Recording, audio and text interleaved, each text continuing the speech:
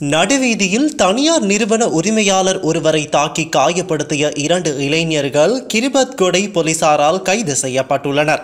Zuzi The Clothing Store முழு குடும்பத்தினருக்கும் தேவையான அனைத்து ஆடை அணிகலன்களையும் ஒரே இடத்தில் கொள்வனவு செய்யுங்கள்.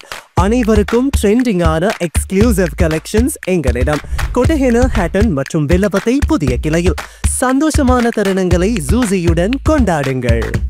இந்த தாக்குதல் சம்பவம் கிரிபத்கொடை நகரத்தில் இடம்பெற்றுள்ளதாக போலீசார் தெரிவித்தனர்.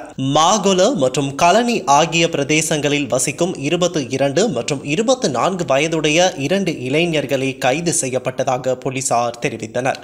நடுவீதியில் இளைஞர்கள் இருவர் இணைந்து நபர் ஒருவரை தாக்கும் காணொலி ஒன்று கடந்த சில நாட்களாக சமூக ஊடகங்களில் பரவி வருகின்றன. இது தொடர்பில் போலீசாரால் மேற்கொள்ளப்பட்ட விசாரணையில் இந்த காணொலி கிரிபத்கொடை நகரத்தில் எடுக்கப்பட்டதாக தெரிய வந்துள்ளது.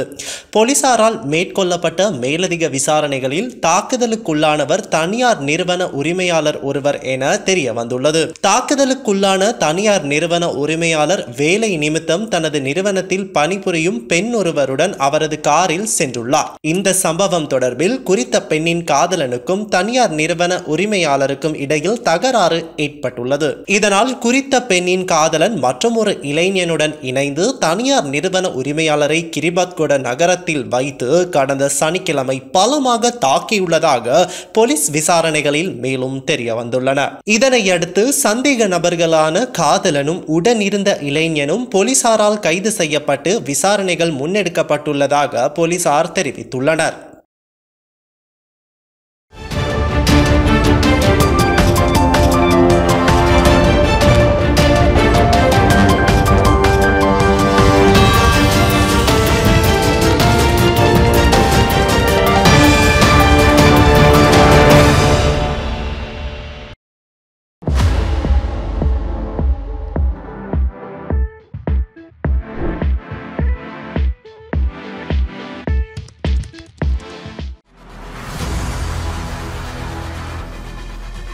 இலங்கையின் முதல் நிலை முதற்கர செய்தி வழங்குனர் வீரகேசரியில் குறுந்தகவல் செய்திகளை உடனுக்குடன் தமிழில் பெற்றுக்கொள்ள டயலாக் வலையமைப்பிலிருந்து REG இடைவெளி வீக்கி என்று பதிவிட்டு 87 960 என்ற எண்ணுக்கு குறுஞ்செய்தி ஒன்றை அனுப்புங்கள்.